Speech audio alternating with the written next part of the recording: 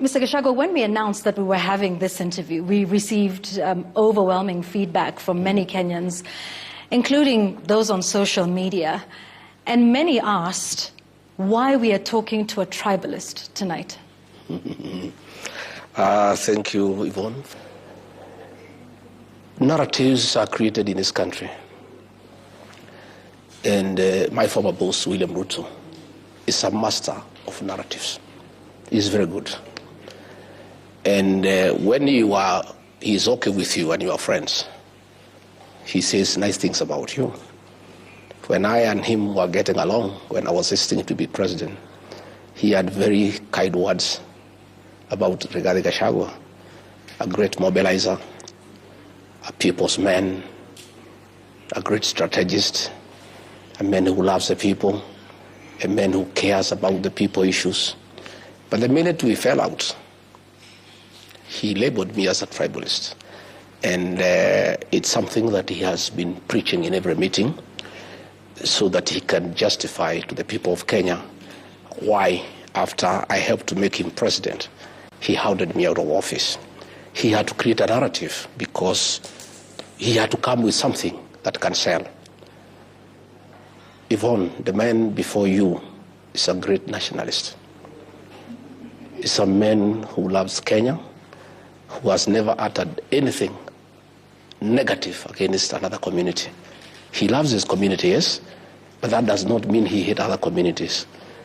I would challenge anybody with a single utterance that Rigathi Gachagua has ever made against another community. And if you want to know that this man is a nationalist, against all odds, when Uhuru Kenyatta, my kinsman and my former boss, wanted me to support Raila Odinga, and he is my kinsman, had I been tribal, I would have listened to Uhuru Kenyatta. I went ahead to support William Ruto. When I supported William Ruto, I knew he's not a Kikuyu, he's not Embu, he's not Meru, he's a Kalenjin. But I did support him. And my community, the one that I had, supported him to a man. In fact, we gave him 87% of our votes. And the other 13%, there was another guy from Kikuyuni called Mwaura. We didn't give him the 13%. We gave 13% to Raila Odinga alone. That tells you that Rigathi Gachagua and his people are not tribal. William Ruto and his community, how many votes did they give Raila Odinga? None. All their votes went to their man, their kinsman. But us, we gave 13% to Aluo, we gave 87% to a Kalenjin. And it's not that we did not know. We were quite conscious that they don't speak our language. Mr. Gachagua, the people who are calling you a tribalist and those who are calling you an ethnic extremist are Kenyans. So I'm talking about the feedback that viewers, ordinary Kenyans from all walks of life, of course, because are the narrative saying, has been driven. Yeah, so this is not the president speaking. These are Kenyans who are saying this. I am saying the narrative has been driven and perpetuated by William Ruto and his supporters, who are unhappy that I don't support him anymore, since they have nothing else against me. I'm a man of incredible integrity. I'm a man with proven track record of performance. They have nothing else they can say against Rigathi Gachagua. So William Ruto and his supporters, they are the ones you are calling Kenyans. So they are Kenyans, yes. They are the ones who drive that narrative. But so I challenge... Those are President William Ruto's supporters, yes, those yes. who say that? Yes, they are Is that your contention tonight? They are his supporters. They are the Ndwales of this world, you know, the Oscar Sudis of this world, the Farouk Kibets of this world. These are President William Ruto supporters. And their beef with me, when I was supporting William Ruto, they had very kind words for me. They were saying I'm the best guy they have ever met. You know, a nationalist, a patriot. But when we parted ways and I decided to shift my support from him to elsewhere, the only thing they can do is call me a tribalist. I would like to challenge William Ruto and his cronies to produce a single video in this country regarding Gachagua making remarks that are negative against another community. Okay. I want to give some context to what some of your critics say. You've just returned from the United States, where you were there for about a month and a half. Yes. And you addressed people from Mount Kenya. From your itinerary, we also noted that you met people from other communities as well. Yes, I did. The Kisis in Minnesota. Yes, I did. We're told also you met the Kambas in Yes. Washington, D.C. Yes, I did. And I'm not sure, but the Somalis also? Yes, I did. You met them? Yes. I'm not sure where that was. But Mr. Gachagua, some would ask then, why are you comfortable meeting Kenyans along tribal lines as opposed to their nationality? Yvonne, there are no Kenyans who sit somewhere as Kenyans. If you go to the United States, people have community organizations that were not established by Rick G. I've not been to America for a long time. But when you go to America, you find the people from the mountain have their own organization. The Abagusi have their own organization. The Ma have their own organization. The Kamba people have their own organization. The Mlembe nation have their own organization. And let me tell you, Yvonne, let people not pretend that communities don't sit together and talk the same language. God, in his own wisdom, created people with an identical language. And people tend to congregate around each other to discuss their issues. So when the Abagusi community invites me to address them in the United States, do I tell them I cannot meet you until you call the Kambas and you call the Maasais and you call the Why others? not? Why not, Mr. Gachagua? Why should I? Why not meet them as a group of Kenyans, as nationalists, as patriots? But I'm asking, I attend those meetings on invitation. You don't go to arrange people how to invite you. You own an invitation.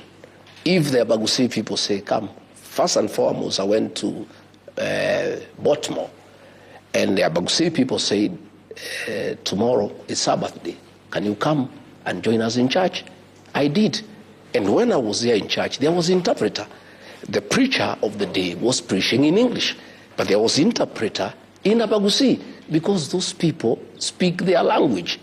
And by the way, Yvonne, let nobody feel embarrassed about speaking the language. Even the preamble of the Constitution acknowledges the ethnic diversity of the Kenyan nation and why people must be proud of where they come from. And that is why you find the Abagusi are in a church in Baltimore, and there's an interpreter to interpret the sermon in the Kisii language. That is the nature of the Kenyan nation. Mr. And there's nothing Rigiji can do about it. Mr. Gachagua, you are I imagine you think of yourself as a national leader. Yes, I am. You are the former deputy president of the entire Republic of Kenya. Yes. As a leader, you say, you get an invitation. But even after all of that, as a national leader, do you not think you have the influence to speak to people and say that I'd like to meet all of you as Kenyans? Because in as much as people organize based on where they come from and the language they speak, that is Kenyans. fair. Mr. Gachagua. Sorry. In as much as people speak the languages they do and come from the regions that they do, but there are some common shared national problems that they would have. Why not organize them or congregate them as Kenyans and then listen to their collective issues, which you can then try to seek to address? That's exactly what we did. I had two types of meetings. I had town hall meetings for all Kenyans across 4 communities. Then there were communities that invited me for meetings to discuss issues that are unique to those communities. Because communities are not, they have their own unique issues that do not transcend across the country. And I want to ask you a question. No, I don't want to ask you, I don't want to ask you the question. But let me point out, last week, William Ruto met the Abagusi community in State House. The Kambas were not there. The Luyas were not there. Nobody asked a question. Tomorrow. Mr. Gachagua. No, I'm asking. Mr. Gachagua. I'm just saying. Allow me to interject. Yeah. I'm speaking with Mr. Gachagua tonight. No, I know. I'm just giving not an with example. President William Ruto. No, I'm just giving an example. Perhaps when we get to interview him, I'm just giving an example, Yvonne, that this thing happens everywhere. Tomorrow morning, the president is meeting 5,000 people from Kiambu. The people from Machakos are not there. So because he does it, then that makes it okay? Because they are coming to discuss issues that are unique to that region. Okay? So when I went to the United States, I had town hall meetings for all Kenyans put together. And they were full, packed. And we discussed issues to do with Kenya. On the sidelines, community-based organizations in the United States invited me to engage with them about their own issues, their own culture, their own traditions. There are things that that do not transcend alongside all communities. When I went to Seattle, I was invited for the Gemi Festival. The Gemi Festival is a musical concert for the Kikuyu nation to dance and sing their songs that are unique to them. I would not have invited other people to come and join in the Gemi Festival because those were Kikuyu songs, people celebrating their culture, their identity, and loving it and singing all the way. But there is no one time I refused to engage all Kenyans.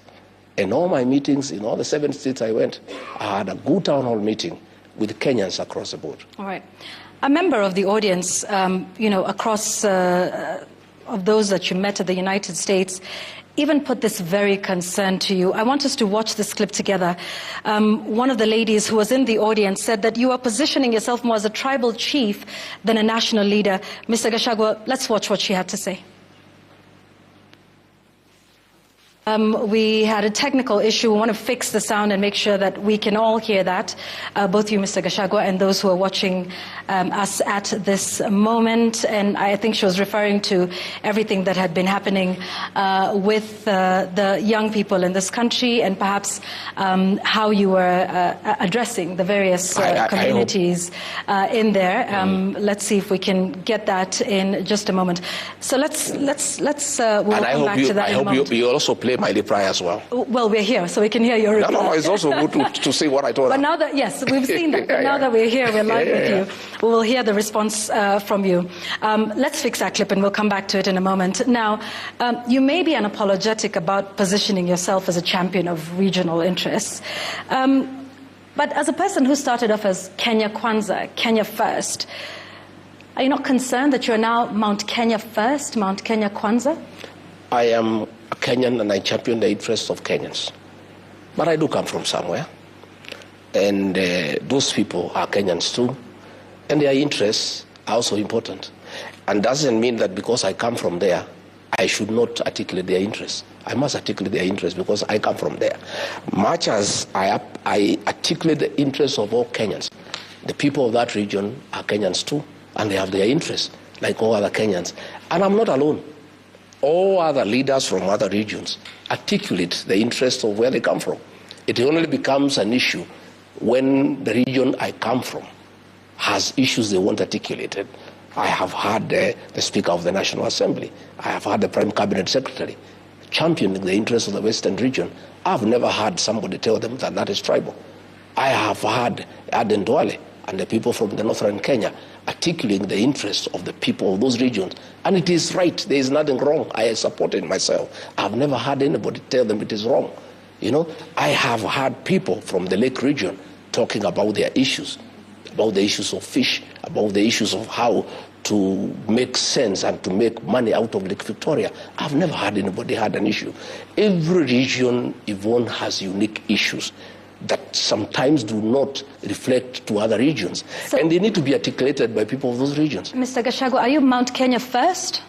I'm Kenya First, but I come from Mount Kenya. Because at the end of it all, Yvonne, today you are here interviewing me. When you leave here, you go back home. You are not going to stay here forever. You are here articulating national issues. You are here interviewing me. You are here doing a job. But when you finish your job, you go back home. Same with regard to Gachagua. I am here in Nairobi. I was in the United States articulating issues to do with this country. I'm here fighting for the interests of the Kenyan people. But on Saturday, I'll go to Amunyoro. And when I go to Amunyoro, I must listen to what the people of Amunyoro are saying because they too are Kenyans. All right. I want us to, I think we've now sorted out that issue because that may be a narrative that does not necessarily relate with the young people or the Gen Z of this nation. Let's listen. You need, Mheshimiwa, to start positioning yourself as a national leader, not as a tribal leader. And I know many people won't like what I'm saying, but it's the truth. The first mistake that has been done in this event is speaking Kikuyu. I watched a speech about you in Boston, and the speech was a good speech, but there's something you said that Kikuyus tuko economic, are more hardworking, paraphrasing, economic, we've grown the country. But we have done that because we are a beneficiary of the system of Jomo Kenyatta. Are you able to put my reply? Please do that here live now. I was very happy with that young girl. To start with, my forums were not a praise and worship session. I didn't want people to come and praise and worship me and agree with me 100%. I was very happy to have negative criticism and had an opportunity to explain to the young girl that when I speak to people, my work is to give them hope and to give them encouragement. When I met some Mount Kenya people in Boston, they are business people there, I had to affirm them and say what is their place in our growth of our economy. What do you think is the place of the Mount Kenya people in the economy? They are hardworking. I said you people are hardworking. You are industrious. You are central in the Kenyan economy. And I'm very happy that the same industry I see back home is what I see here in Boston. And you must continue with that spirit. Those people who I met in Boston were from the Mount Kenya. I speak their language. I had no business speaking to them in English because I was in Boston. The fact that I was in Boston did not make me English. I was still Kikuyu. They were all Kikuyus. They had called me for a boozy in a traditional way because I'm an elder. And they said, we have an organization here from home. We want you to come as an elder. We give you boozy. And when I rose to speak to them, I spoke to them in our language. And I just talked to them about industry, about working hard. And I was very happy with what they are doing. And I told them even back at home, this community is hardworking and it plays a very central role in the economic development of our country. I didn't say that others don't work hard. I didn't say others are not important. And Yvonne, even you are an anchor. When I speak to you as a leader, I must affirm you. I must say, Yvonne, you are a good presenter. I must encourage you to continue. Well, it's not necessary, Mr. Gachagua, but be that as it may, I want us to, the affirmation is not necessary. But I think the question is, do you understand that is a genuine view of young people who are calling themselves tribalists and leaderless? Your defense is well appreciated, but do you hear that the young people may not want this and may see you in this way? What I told that young girl, if you had played my answer, is that her age mates back home are my fans. They understand me and they know me and they love me. Are all of them your fans? Many of them are my fans. And the ones who are not your fans, how do you address the issue that they have with that? All of them don't have to be my fans. I persuade the ones who want to be my fans, and the ones who are not willing to be my fans, I persuade them to be my fans. Okay, so the ones who say, the young people who say you are tribalist, you are an ethnic extremist, you're saying their concerns don't mean anything to you? I am not saying they are not. I am saying it's not 100% Gen Zs who think I'm tribal. Many of them think I am a great leader, I'm a nationalist. And that's when you come to my meetings, it's full of Gen Zs. And I actually give them a chance to speak. But that does not mean that girl has no right to speak. She has a right to have a contrary opinion. I'm a Democrat myself. I cannot force her to say that I'm a nationalist. If she thinks I'm not a nationalist, she's entitled to her own opinion. Right, so but I did draw her attention to the fact that Gen Zs back at home, are my people. They are my supporters because they understand me and they know that I'm not tribal. It's only that narrative has been driven, and her being away and not knowing what is going on here in Kenya when she's in the States, she has bought that narrative. But I did persuade her that that is not the case. Okay. So you believe the people of Mount Kenya are very central to the country's economy? All Kenyans are central to the economic development of our country. But the people of Mount Kenya, like all other Kenyans, play an important role. And you said central, because there's a difference between a central role and an important role. not everybody can be at the center, right? I'm saying central means that they are very, very, very instrumental in business. You know, if you go wherever town you go, it is country. They are there doing business with other Kenyans.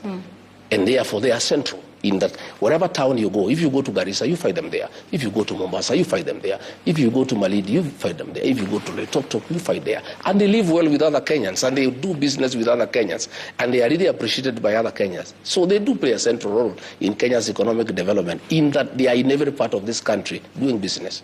All right. It is for this reason that some of your party members felt you should be impeached as deputy president, because they felt that your shareholder narrative is too divisive for the country. And let me just remind Kenyans that in the run-up to your impeachment, you were vocal about a concept that you called shareholding in government. You explained this quite a number of times on several occasions, where you believed or seemed to believe that development follows particular voting patterns. And you were very specific about how the Kenya Kwanza government, should dole out goodies. I want us together to watch what you said about the shareholding narrative in government, and then we can seek some more understanding. Hii serikali ni kampuni na ni ya shares. Sindio? Ni ya shares. Kuna wenye kampuni, wale wako na shares mingi, kuna wale wako na chache, kuna wale hawana. Sasa nyinyi mliinvest kwa hii kampuni ya William Ruto na Rigathi Gachagua. Sasa lazima mvune. Yule ambaye alipanda atafanya nini? Simulipanda? Simuliamuka mapema? Mukasema mutaki kusikia mambo ya ile system na nini? Muka-invest, mukapanda, mukapalilia, mukaweka mbolea, mukamwagilia maji, wakati ya kuvuna ndio huu. Najua wengine wananikashifu ati mimi nasema ati wale walipanda wavune kwanza. Iko makosa? Iko makosa?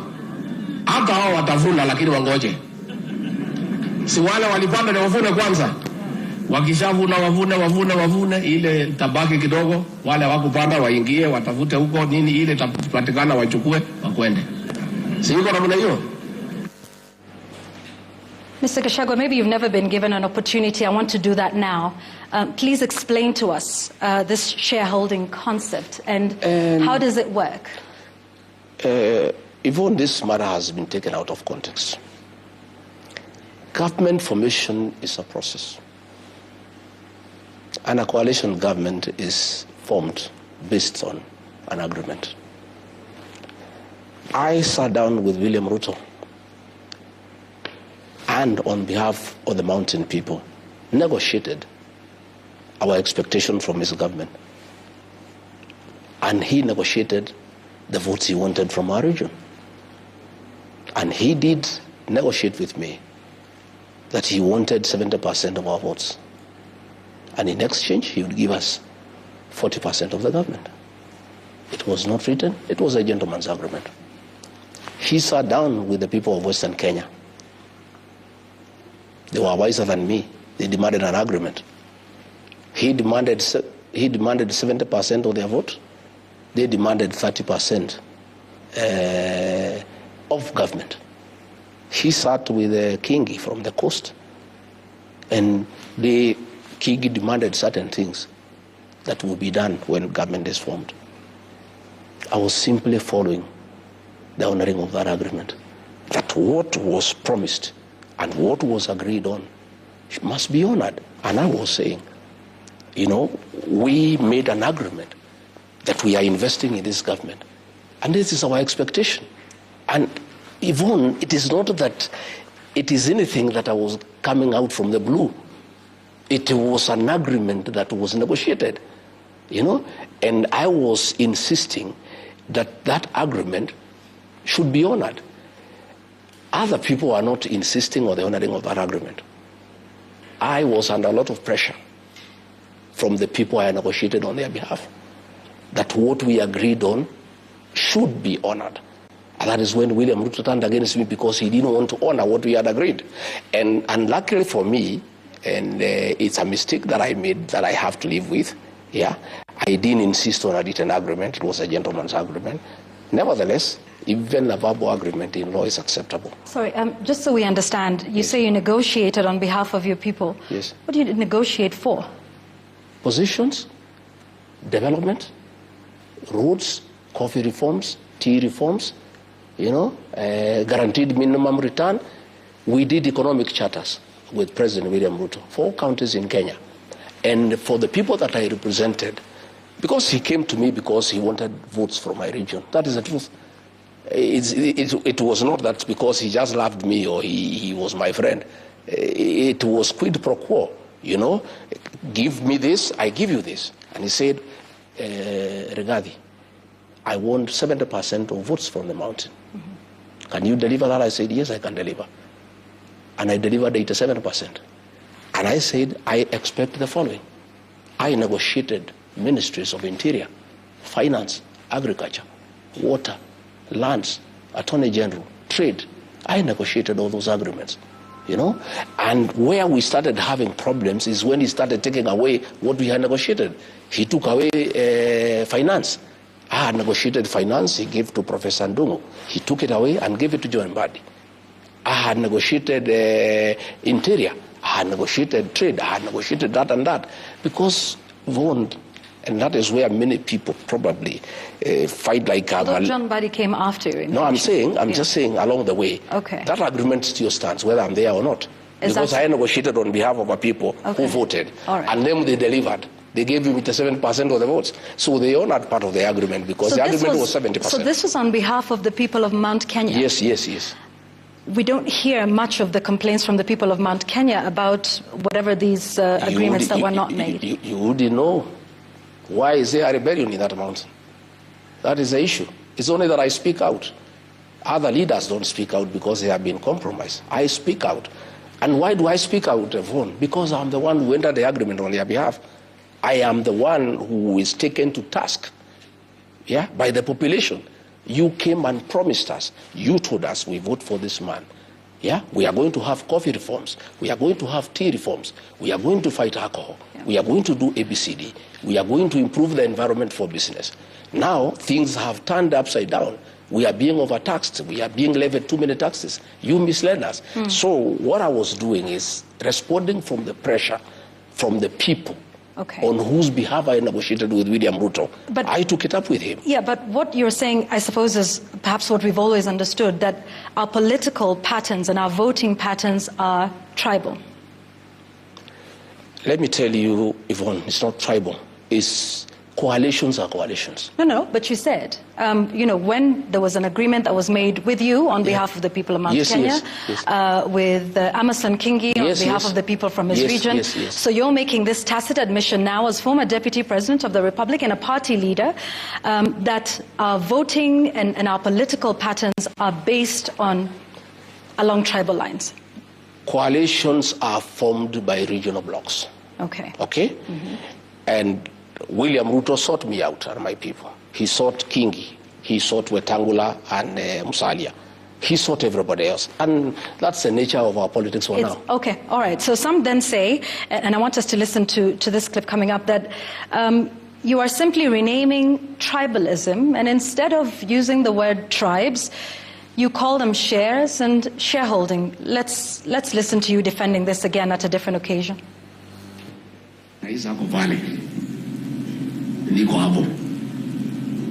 Huyu Felix ako hapo. Rais mnamjua. Mimi mnanijua msimamo yangu. Silence on my phone. Ya kwamba watoto wakiwa wengi kuna wale kwanza ya kuangaliwa, si mnajua? Sasa huyu Felix ako pale ndio mwenye kuunganisha mawaya. Mambo yetu tumepanga. Mambo iko sawa. Chakula iko jikoni karibu kuiva. Watoto ni wengi, chakula ni kidogo. Iko watoto ya nyumbani, iko ajirani, iko namna hiyo, na nyinyi mtulie. Chakula ikiiva, sisi ndio wenye kupakua, na watoto tunawajua kwa sura na kwa msimamo. Hatuwezi kuwa confused. Kuna mtu wajua watoto yake. Mr. Gachagua, who gets to eat first and how much? But I think you need to understand the concept of our politics. I was in a meeting in Nandi, and the Nandis were asking, you voted for this government. We have our sons who have not been employed. We have expectations. You people promised us that when you form government, you will do this for us. You have not done it. My work as a leader is to assure them. That's what I was saying. Relax. We are still working on it. We know you. We know your support. We know you by name. We know you by face. But you were creating rank. So, Mr. Gachagua, is it your belief today that the people who vote for a particular leader should be first in line for development projects, and the ones who don't vote for them do not get anything or get the scraps? I don't believe in that. I don't believe in that. I believe that that's what you're saying in that clip. Far from it. You are not interpreting the context. They were talking about placements. And I was saying, please, things are still being worked out. Relax. We know you. We know where you are. So is placement based on those that vote? Not necessarily. Because it's the same thing you said. You asked for specific ministries. Those would it not be the person that is most qualified or merits that position? Or is it just basically tribe, the people that vote? It is still meritocracy. It's still meritocracy. But there is regional balance. There is a chance for every Kenyan. All right. In that regional balance, how many ministries were you going to get per your agreement? In terms of? You mentioned that there was the Ministry of Interior, the Ministry of Finance. I negotiated for 8. For 8? Yes, I negotiated, yeah. In a cabinet of 22? Yes. Where would the regional balance if 8 out of the 22 come from one community? You've just talked of regional balance. I negotiated with the president because of the vote that I was bringing in. All right, okay. It was up to him to make the decision. Yeah? Well, it was up to the both of you. Weren't you president and deputy president are the ones who sit down and craft the government? He is the appointing authority. Oh, so now you're saying it's his issue to ensure regional balance and not yours. Just as long as you get your 8 out of 22? It's still the same thing. When Raila Odinga came, he negotiated for 4 positions for him to support William Ruto. I'm sitting with Mr. Gachagua. No, but I am saying it is not that it is any different for anybody. It is what happens in this country. When William Ruto sought the support of Raila Odinga, he came and demanded 4 cabinet positions and 11 principal secretaries, and he was given for support. Even us, to give William Ruto support, we demanded certain things, and it was upon him to evaluate, take it or leave it. And now that you're out of government, is this a concept that you still believe in, Mr. Gachagua? In terms of? Shareholding? I am not talking about shareholding in terms of being discriminatory. We are saying when we form a government, people must sit down and agree that if we are successful, we are willing to bring this number of votes here. This is our expectation from that administration. It happens all over the world. People must negotiate.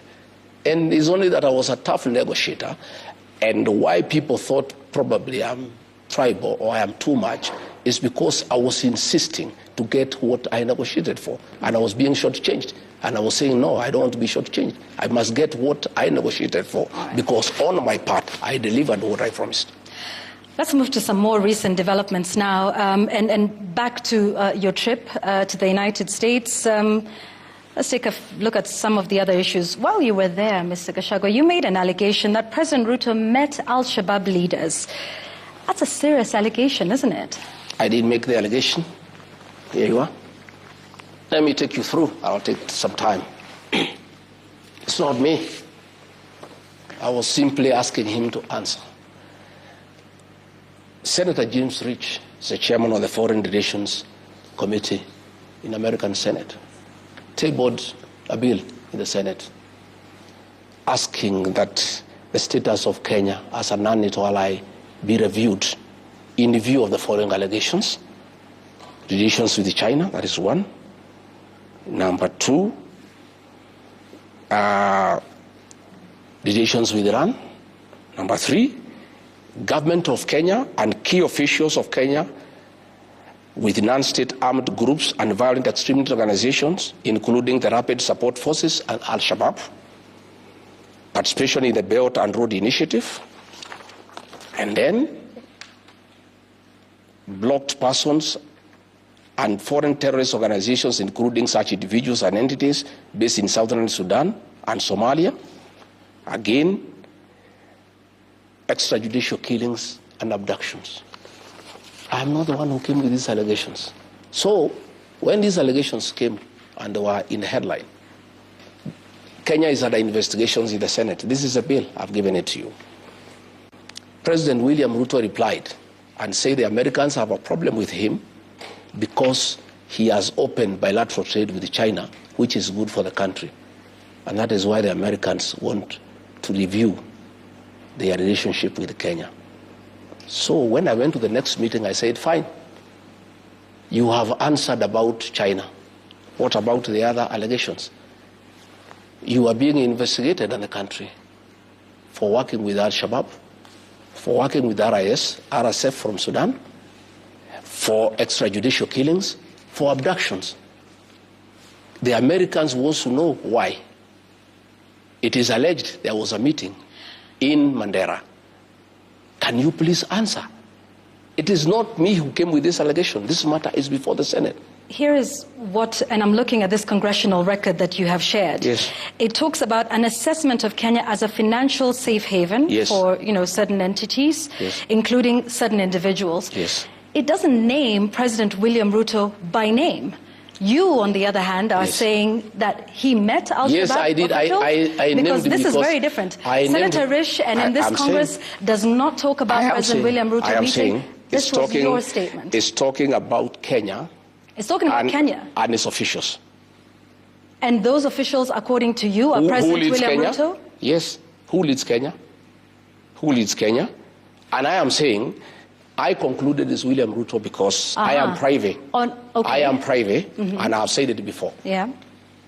On record, that President William Ruto has a working relationship with Hemeti, the leader of RSF. I have said that, and I have evidence. I'm the one who facilitated the meeting. Okay. Sorry, you I am facilitated the meeting? Yes, I did. Between President William Ruto? And Hemeti, on his request. Why would you do that? Because diplomatically, a president cannot invite a deputy to come and visit him. And Hemeti at that time was the deputy president of Sudan. So William Ruto called me as deputy president and had a letter for me to sign to invite Hemeti. And I went to pick him at the airport and delivered him to William Ruto and sat through the discussion. So this was an official meeting? Yes. Right. And in what way does this official meeting then become something sinister? I am saying it was official, in quotes, but they were discussing business and trade. What did they discuss? Business, gold. Gold, I've said it before. You were at this meeting? Yes, I was. And you were comfortable with that sort of discussion happening? Initially, I did not know the purpose of the meeting. And once you did find out the purpose of the meeting, because you say you sat in there? What would I have done? That was the president, he was my boss. I said, yeah. And what do you intend to do about this now? Why should anybody believe you? What can I do? I'm asking him to answer these questions. That is different with Hemeti. You also talked about him meeting Al-Shabaab. I am saying... Where is that evidence? Because it is very different from this paper that you have presented here. Is different from stating that the president... Hang on. That the president of the Republic of Kenya met Al-Shabaab leaders. Is that still your contention today, that he met Al-Shabaab leaders? And if so, Mr. Gachagua, where did they meet? What did they discuss? Because this is an allegation that you are making. I am saying President William Ruto answered on the issue of China. He has a mouth. He can answer whether he met Al-Shabaab or he did not meet Al-Shabaab. Kipchumba Murkomen is not a spokesman for William Ruto. Just the way he answered. You are the one, no, Mr. he answered. Gachagua, Kipchumba Murkomen was answering Gachagua, me. you alleged that, and now we would just want to understand from you. I have put the allegation. You have put the allegation. I have put the allegation. So would you want to provide that with facts? When and where did the President of the Republic meet Al-Shabaab leaders? I am saying William Ruto can answer that. Did he meet them or he did not meet them? Are you saying he met them? The onus is on him. No, the onus is on you. He who alleges must prove. He's the one to ask me to prove, not you. Or you are not his advocate, are you? I'm a Kenyan. I know. When you make an allegation, do you not expect... But why did he answer the one on China? No. When you make an allegation, do you want nobody to hold you account for what you allege? Let me tell you, Yvonne. And this is why we're asking you here now. Let me tell you, Yvonne. This matter is under investigation by the Senate. Let me tell you what I'll do. That's understood. I just want to understand from you. You say the president met Al-Shabaab leaders. When and where? And for what purpose? What I have said, that this allegation was made by the Senate. No, this allegation was made by you, Mr. Gachagua. But the other details on top of this bill, I was in America. Every bill has updated and facts and figures. Mr. Gachagua, when we have an opportunity to speak with the members of the Senate of the United States, yes. we'll pose the same question to them. Yes, you will. Tonight, I am speaking with you, who has himself said that the president has met leaders of Al-Shabaab. What we'll not do, so we're going to ask you... We will not prejudice investigations by giving details of what we know. Even like RSIF, I have said I have a lot of information that is available to those who are investigating this matter. Have you given all this information? Because this was a request that was given by the state authorities. I was in America. I was in America. You're here now. I did many things in America. This matter is in the Senate of the United States. It's not an investigation in Kenya. And even when I was told I can talk about it in Kenya, I said, the DCI has not launched an investigation in this matter. If they did, I would give what I know, but they have not. I am not going to volunteer information to an organization that is not investigating a matter. This matter is under investigation by the American Senate. If they require my input on what I know, especially on Sudan, I'm available. Do you not believe that the Kenyan authorities would want to investigate this matter of a sitting president? It's up to them. I'm not a part of the Kenyan authorities. If they want to investigate, they can go ahead and investigate. What I know is that the matter is under investigation by the Americans. And I'm saying William Ruto has a mouth. He can deny or confirm. Just the way he did about China, he also can reply to this one. So why report this to the Americans and not Kenyans? Yeah, because they are the ones who are investigating. The Kenyans are not investigating. You said, again, you don't think Kenyans should investigate this matter? It is a great allegation. I am saying they should investigate, but are they investigating? But who will investigate William Ruto? The DCI? Who will investigate him? Who? You don't think they're capable of conducting an investigation? How can they investigate him? Extrajudicial killings and abductions have happened. Can he be investigated? And why are you not asking me about abductions and extrajudicial killings? We will get People to who that. have been killed here. We'll get to that, Mr. Gachagua. We have a long night tonight. Yeah. We will do all of these so what I'm saying, Yvonne, you give information to an investigation that is ongoing. The Kenyan authorities are not investigating this matter, and they are not going to investigate because they cannot investigate William Ruto. He is the appointing authority. So the matter is dead as far as Kenya is concerned. Luckily for us, the matter is under investigation in the American Senate. And I believe it will see the light of the day. Yeah.